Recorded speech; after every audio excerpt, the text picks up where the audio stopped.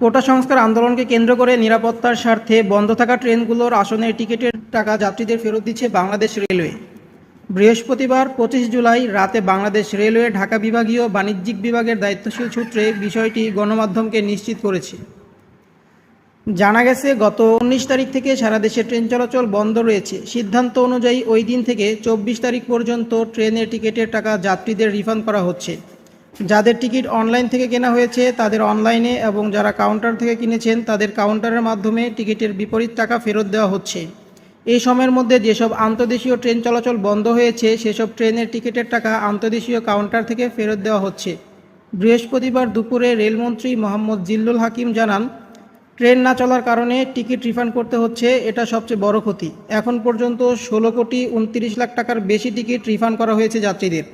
এছাড়া পূর্বাঞ্চল ও পশ্চিমাঞ্চল মিলিয়ে রেলওয়ের মোট ক্ষতি হয়েছে 22,03,00,000